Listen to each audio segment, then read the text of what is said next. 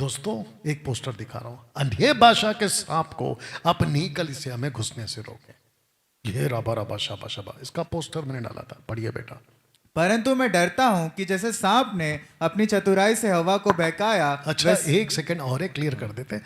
कहते हैं कि डैनियल राज, आप सांप की फोटो क्यों लगाते हो? आप सांप सांप सांप सांप सांप क्यों करते हो? अरे पागलों, मैं कहाँ सांप सांप कर रहा हूं? ये देखो, पढ़ो वापस। परंतु मैं डरता हूं कि जैसे सांप ने। वेरी गुड, अभी रुका ना तू। जैसे सांप ने, आगे अपनी चतुराई से तो हवा इसका को मतलब ये बहकाया। हुआ कि सांप के पास में चतुराई है। यस। और वो तुम्हारे चर्च में घुस रहा है और तुम बिल्कुल चुपचाप, अरे आने दो, क्योंकि प्यार है ना। Love love love love love, आने दो आने दो आने दो। ये देखो घुस रहा है सांप चतुराई लेके। आगे पढ़ो। वैसे ही तुम्हारे मन उस सिधाई और पवित्रता से जो मसीह के साथ होनी चाहिए कहीं भ्रष्ट ना किए जाए। हाँ, तो इसका मतलब ये हुआ कि भ्रष्ट कर सकता हो, यस। भ्रष्ट कर सकता है और आके कर रहा है। अब आपको एक और फोटो पोस्टर दिखाता हूं, पढ़ो पहला। मैं जानता हूं कि मेरे जाने के बाद फाड़ने वाले भेड़िए तुम में आएंगे जो झुंड को ना छोड़ेंगे। अब कुछ लोग बोलते हैं कि आप भेड़िए का फोटो डालते हो, आप सांप का फोटो डालते हो, तो मैं आपको मिला ही देता हूं ना। सबसे पहला शैतान के ये नाम, आइए देखते क्या क्या नाम है, देख लो। झूठ का पिता, फाड़ने उसको वाला कहते हैं पहला झूठ का पिता, दूसरा कहते हैं फाड़ने वाला भेड़िया, और तीसरे कहते हैं, बाइबल कहते हैं पुराना प्रकाशित वाक्य सांप। 12 का 9, पुराना सांप। पुराना सांप, बताइए। तो ये मेरा स्टेटमेंट है कि बाइबल का है? बाइबल का। तो जब बाइबल का स्टेटमेंट है तो फिर आप मुझे क्यों कहते हो कि आप सांप लगा देते हो, आप भेड़िया लगा देते हो? आपके पोस्टर में ऐसे ऐसे पोस्टर दिखते हैं, तो तुम बाइबल पढ़ना बंद करो ना, क्योंकि जो मैं ले रहा हूं वो बाइबल सही है। तो तुमको वहां पे डर क्यों नहीं लगता? ये पाखंडीपना क्यों? देख लो। अब बात करते हैं कि अन्य भाषा यानी कि जिब्रिश, ऊपर देख लो, रबा रबा शबा शबा रबा, बोलने वाला हर शख्स भेड़िया है। आज आपको मैं डिक्लेयर कर रहा हूं, घोषणा कर रहा हूं, ये भेड़िया है। क्योंकि जीसस ने कहा है कि तुम उनके फलों से उन्हें पहचान लोगे कि वो भेड़िया है। ये मेरा स्टेटमेंट नहीं है, ये जीसस का स्टेटमेंट है, यशुआ हा मसीहा का स्टेटमेंट है। आइसॉन एसूस जोशुआ यशुआ का स्टेटमेंट है। और बोलो, तो मेरे को मत बोलो ना, मैं तो बाइबल पढ़वा रहा हूं। बताइए, लाखों लोग अगर आज इस वीडियो से, इस टीचिंग से अगर आप सुन गए, समझ गए, तो आप अपना अनंत काल का जीवन सुरक्षित कर पाओगे, नहीं तो गई भैंस पानी में ना। दोस्तों, मसीहत मानने का नहीं बल्कि जानने का विषय है। मैं चर्च जाता हूं, वो ठीक है। मैं यीशु को मानता, वो भी ठीक है। मैं बाइबल पढ़ता, वो भी ठीक है। मैं एवरी संडे अटेंड करता हूं चर्च को, वो भी ठीक है। लेकिन यहां मानने का विषय नहीं है, यहां जानने का विषय है। योना 17:3 में क्या लिखा है? अनंत काल का जीवन ये है कि वे तुझे एक सच्चे परमेश्वर को, अद्वैत सच्चे परमेश्वर को और यीशु मसीह को, लास्ट का तू बोल दे, जाने। जाने। तो सारा खेल किसका है? मानने का कि जानने का? जानने का। अब नाम तो नहीं लूंगा, बताता हूं क्यों। मुंबई से है, लाइव चल रहा था कल, अब उसका नाम नहीं लूंगा। वजह यह है कि क्योंकि उसने मेरा नाम नहीं लिया अभी तक, लेकिन जिस दिन लेगा तो फिर नहीं छोड़ूंगा। उसकी लाइव प्रोग्राम देख रहा था तो एक बहन प्रार्थना कर रही थी, यीशु मसीह तू हमारा परमेश्वर है, यीशु मसीह तेरा लहू से हमें ढाक दे, यीशु मसीह तू हमें प्रोटेक्ट कर, यीशु मसीह हम अब्राहम की आशीष के हकदार है। अब्बा बाबा बाबा, इसको कहते हैं आशीष को लेकर पीछे चलने वाले मसीह लोग, मानने वाले। हम मानते हैं आशीष आती है, हम मानते हैं छुटकारा मिलता है, हम मानते हैं ये होता है वो होता है, और ऊपर से वो जो पुलपिट पे खड़ा था वो भी साथ दे रहा है, और उसने तो सर पे हाथ तक रख लिया, बोला हाँ तेरा लहू मेरे ऊपर आ रहा है। क्या पागलपन है! कैसी शिक्षा ले रहे हो? कैसे चर्च में जा रहे हो? किसको फॉलो कर रहे हो? जो तुमको देखे सब कुछ छोड़ छाड़ के आप प्रभु यीशु के पास आए हो इस आशा से कि अनंत काल का जीवन मिलेगा, लेकिन जिसके पीछे चल रहे हो वो तुमको नरक में डाल रहा है। क्या फायदा? आसमान से गिरे खजूर में अटके। तो सारा खेल मानने का नहीं है, सारा खेल जानने का है। जानने का है। बाइबल की छवि बिगाड़ी जा रही है मेगा चर्चेस द्वारा और बाहरी आराधकों के द्वारा।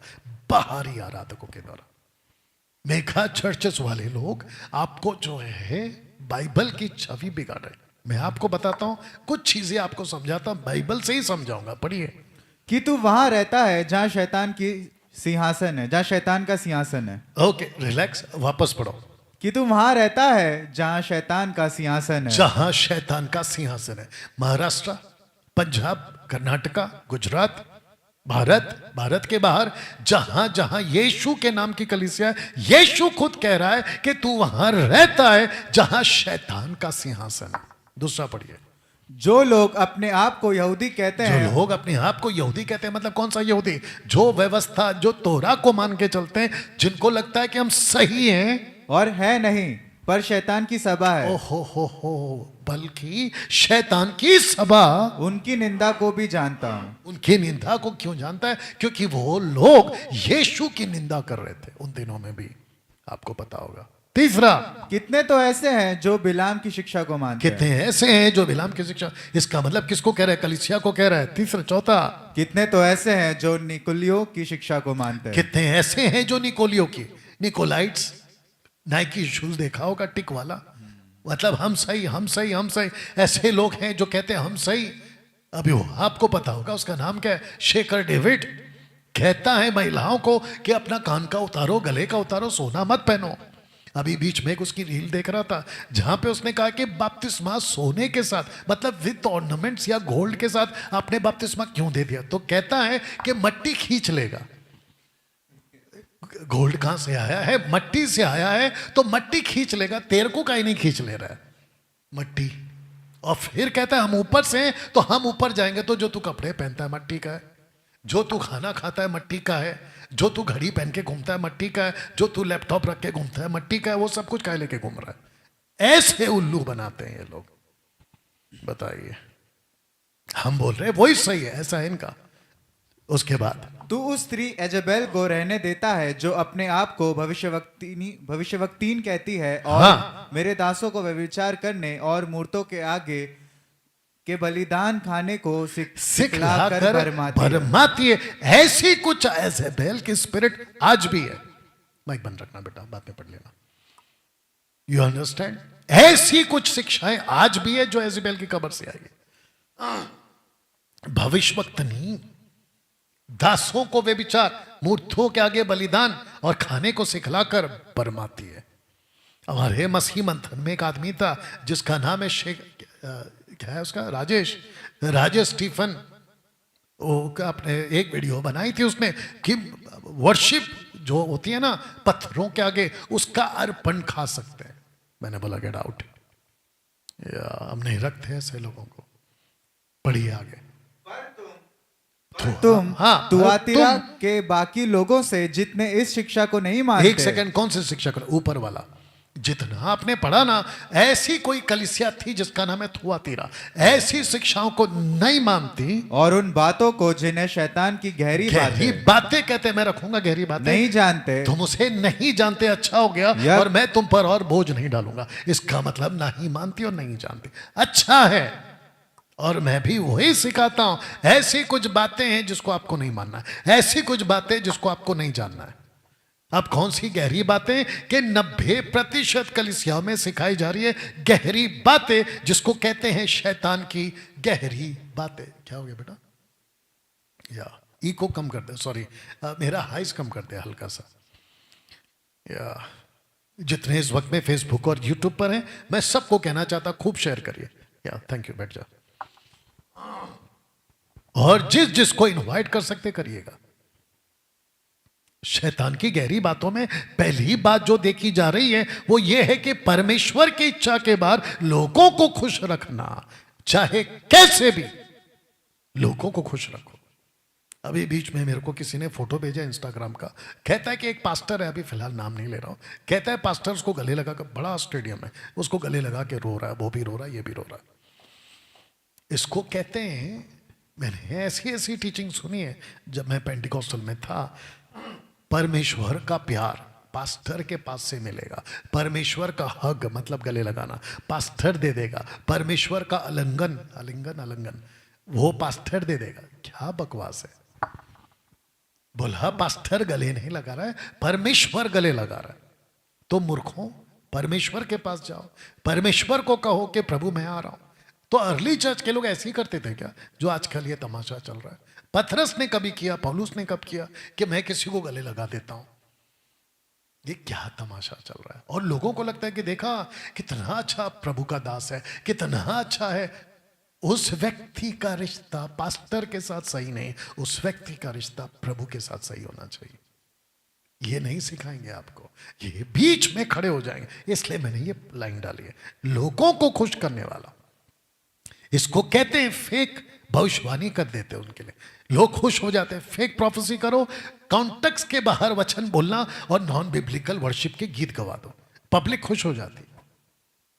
ऐसे ऐसे लोग हैं मार्केट में आज। और आपको बता दूं, कुछ लोग कहते हैं कि डैनियल राज आप क्यों बोलते हो, जैसा चल रहा है। अच्छा, जैसा चल रहा है तो फिर हम चुप क्यों रहे? सॉरी, हम बोले कि सब कुछ चलने दो ना, जो जैसा ठीक हो रहा है होने दो ना। अगर सड़क नहीं बनी है तो मोर्चे निकालते कि सड़क बना दो, सड़क बना दो। अगर आपके जो सोसाइटी है वहां आजकल, अब क्योंकि मैं जहां रहता हूं वहां पे भी बहुत सारे कुत्ते हैं, तो सोसाइटी के लोग कहते इतने सारे कुत्ते, इनका कुछ करो। अरे भाई मत करो, चुप रहो। कुत्ता काट रहा है, किसी को तकलीफ दे रहा है, मत करो, चुप रहो। लेकिन उसके ऊपर सवाल उठाते हैं। और अगर कहीं पे गटर का ढक्कन खुला है तो खुला क्यों छोड़ दिया? चुप रहो ना, मत बोलो, कोई गिरे मरे, आपको क्या करना है, चुप रहो। ऐसी सोच है तुम्हारी। वैसे ही मसीह का, और ये तो गटर में गिर जाए बच जाएगा, कुत्ता काट ले ठीक हो जाएगा, रोड सड़क ठीक नहीं है तुम्हारे बॉडी का मसाज हो जाएगा गाड़ी में। लेकिन यहां तो अनंत काल का प्रश्न है भाई, अनंत काल का प्रश्न है। अब बात करते हैं, हाथ रखने वाला कॉन्सेप्ट खूब चल रहा है। हाथ रखने की सेवा बाइबल में नहीं है ही नहीं है। सबसे पहले आपको बताते हैं, क्योंकि कुछ लोग बुद्धिजीवी लोग बैठे रहते हैं, ऐसे कैसे हाथ नहीं रखा, पतरस ने रखा, अभी बता देते हैं। तो सबसे पहले एक्ट चैप्टर 2:4 में आपको बताते हैं कि यहां पर क्या हुआ। सबसे पहले सबको बोल दे बेटा, तू ही बोल दे, एक्ट चैप्टर 2:4 में क्या हुआ? पतरस ने पवित्र आत्मा को बुलाया। नहीं, एक्ट चैप्टर 2:4 बोल रहा हूं बेटा। पवित्र आत्मा आया, पवित्र आत्मा, पेंतिकोस्त के दिन सबके ऊपर। तू आगे का बोल दिया, 8:17 बोल दिया, तेरे को बोलना है 2:4, वापस बोल दे। पवित्र आत्मा खुद आया पेंटिकॉस्ट के दिन। तो that was the first event and that was also last. First and अभी 8:17 बोल दे कि फिलिप ने पतरस को बुलाया पवित्र आत्मा बुलाने के लिए। हाँ, मतलब हाथ रखो, क्योंकि इनका बपतिस्मा हुआ है, इनको पवित्र आत्मा नहीं मिला है। आप हाथ रखिए ताकि पवित्र आत्मा आ जाए। अब इनको सबको बताओ, क्या इसका हम डॉक्ट्रिन बना सकते हैं? नहीं। वेरी गुड, नहीं बना सकते। पतरस ने हाथ रखा, इसलिए मैं भी हाथ रखूंगा। सबसे पहली बात, पतरस ने हाथ रखा किसके ऊपर? जो वहां पर फ्रेश थे, बिल्कुल नए थे। सामरियंस के लोग थे, हालांकि वो इजरायली थे, लेकिन तभी कैनन नहीं आया था, तभी पहला कुरिन्थियों 3:16 नहीं आया था। तो पतरस को नहीं पता था कि पवित्र आत्मा भी वापस कैसे आएगा। अब बात करते हैं कि ये वाला 10:44 बता दो सबको। पवित्र आत्मा खुद आया इस बार। जोर से और स्पष्ट बोलो। पवित्र आत्मा इस बार खुद आया। पतरस प्रीच ही कर रहा था कि पवित्र आत्मा खुद आ गया। ना तो हाथ रखा, ना उसने फूंक मारी, ना उसने कोट घुमाया और ना ही 1 2 3 बोल के धक्का मारा। ऐसा कुछ नहीं हुआ, डायरेक्ट पवित्र आत्मा आ गया। अब बताओ सबको, पहला कुरिन्थियों 3:16 में क्या लिखा है? कि पवित्र आत्मा, क्या तुम नहीं जानते कि तुम परमेश्वर की पवित्र आत्मा का मंदिर हो? हाँ। याद है कुछ? हाँ, पवित्र आत्मा का मंदिर हो। बताइए, तो इसका मतलब क्या हुआ? 2:4 नहीं चाहिए, 8:17 17 नहीं चाहिए, 10:44 नहीं चाहिए। क्या चाहिए आज? पहला कुरिन्थियों 3:16। जोर से बोला। पहला कुरिन्थियों 3:16 ये चाहिए आज हमको। ये नहीं सिखाते पास्टर लोग। मैं आपको बताता हूं कि पास्टर को सुनकर जरा देख लो क्या लिखा है। मसीह जीवन जीने वाले मसीह पास्टर को सुन के, और एक ऐसा भी है जो प्रभु यीशु को सुनकर मसीह जीवन जीने वाले मसीह। आज आप किसको सुनकर अपना मसीह जीवन जी रहे हो? पास्टर को। पास्टर बीच में खड़ा हो गया आपके, यीशु से नहीं मिला रहा है, वो खुद से खुद को मिला रहा है, आपको मिला रहा है। मेरे को मिलो, मेरे पास आओ, मेरे को देखो। अभी बीच में मीटिंग हुई थी मुंबई में, कहता है कि मेरे पास जो अभिषेक है वो मैं तुमको दे दूंगा। अरे भाई, तेरा अभिषेक नहीं चाहिए, हमको पवित्र आत्मा का अभिषेक मिल चुका है। ऐसे ऐसे चीजें दुनिया में चलती हैं। तो ये जो शख्स है ये प्रभु यीशु को सुनता है और अपना मसीह जीवन जीता है। आज आप किसको सुन के अपना मसीह जीवन जी रहे हैं? डैनियल राज 5 साल से क्या कर रहा है? आपको यीशु से जोड़ रहा है, आपको यीशु से मिला रहा है, और मैं हट जा रहा हूं। 90% पास्टर्स आपको प्रभु से दूर कर रहे हैं। 90% पास्टर्स आपको प्रभु से दूर कर रहे हैं। यीशु से नहीं मिला रहे, खुद से मिला रहे आपको।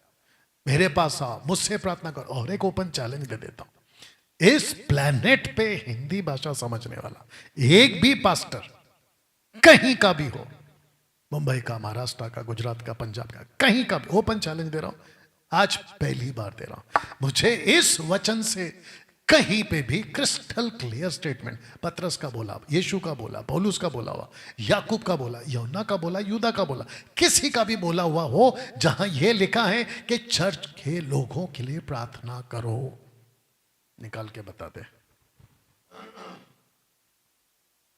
और वापस कहता हूं, कॉन्टेक्स्ट में स्क्रिप्चर होना चाहिए। मैं फेसबुक और यूट्यूब पे प्रीच करना छोड़ दूंगा अगर किसी ने निकाल के बता दिया कि चर्च के लोगों के लिए प्रार्थना करो, यानी कि उद्धार पाए हुए लोगों के लिए, जिसका उद्धार हो चुका है। पौलुस ने प्रार्थना करने को कहा, कोलोसियन एक ही दे देता हूं, कोलोसियन की किताब उसका 4:3 में उसने कहा प्रार्थना मेरे लिए करो ताकि मैं वचन सुना सकूं। यह प्रार्थना करने को बोला। और यीशु तो एक कदम आगे चले गए। मत्ती का 7:6 में, जी 6:7 में, माफ करना, मत्ती 6:7 में यीशु कहते हैं अन्य जाति की नहीं बक बक मत करो। उनको लगता है कि उनके बहुत बोलने से उनकी सुनी जाएगी। और याकूब की किताब उसका 5:15, 16, 17, धर्मी जन की प्रार्थना के प्रभाव से बहुत कुछ हो सकता है। तो धर्मी तो सब है। और फिर याकूब का किताब 5:13 क्या कहता है? जो प्रार्थना करे, इसका मतलब जो खुद करे। कहां लिखा है कि दूसरा करे? ओपन चैलेंज है, एक वचन निकाल के बताओ। चिट्ठी लिखकर प्रार्थना निवेदन कहां लिखा है बाइबल में? और उस बताइए, ऐसा लगता है कि प्रार्थना करो, प्रार्थना कोई मंत्र है, यीशु के नाम से मैं करता हूं, ऐसा लगता है वो मंत्र पढ़ रहे हैं, जबकि उनका रिश्ता प्रभु के साथ ठीक नहीं है। पिक्चर जाते हैं, थिएटर जाते हैं, पिक्चर का गाना सुनते हैं, मोबाइल में उल्टी सीधी वीडियो रखते हैं, रिश्ता संसारिक हो चुका है और खुद का रिश्ता प्रभु के साथ नहीं है। ना वचन पढ़ते हैं, ना जानते हैं, ना स्टडी लेते, थियोलॉजिकली स्टडी लेते, कुछ नहीं करते, ऊपर से उनको मंत्र की तरह प्रार्थना कर दो। ये बकवास की टीचिंग कहां से आ गई मसीह की दया में? मेरा ओपन चैलेंज है, एक स्क्रिप्चर निकाल के बता दो। या अब आपको एक पोस्टर दिखाता हूं दोस्तों। जैसे ही आपको ये 2 तरह के भेड़िए दिखे, जैसे ही दिखे 2 तरह के भेड़िए, कौन है रखूंगा, जैसे ही देखो भाग जाना। एक है अपोस्तल, दूसरा है प्रॉफिट्स। भाग जाना वहां से, क्योंकि जितने भी खुद को अपोस्तल्स और प्रॉफिट्स का टाइटल लगाकर घूमते हैं वो परमेश्वर की तरफ से नहीं है, नहीं है, नहीं है। प्रूफ देता हूं। 96 AD में या उसके बाद अपोस्टल्स एंड प्रॉफिट का कॉन्सेप्ट खत्म हो गया कि जरूरत ही नहीं है, नहीं है।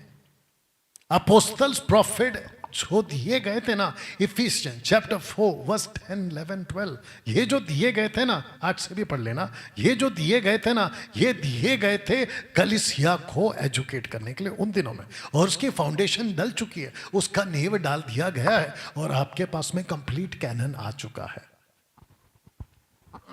और उसके बाद आप जो अभी आप पढ़ो ना, इफिसियों 4:11, वहां लिखा है कि उसने कितनों को, तो आप उसको इंग्लिश में निकालो, इफिशियंस चैप्टर 4 वर्स 11, जल्दी पढ़ो। या और जितने देख रहे हैं खूब शेयर करें। इफिशियंस चैप्टर 4 वर्स 11 आप लोग भी निकाल लीजिएगा। यस बेटा, इंग्लिश में चाहिए। हाँ,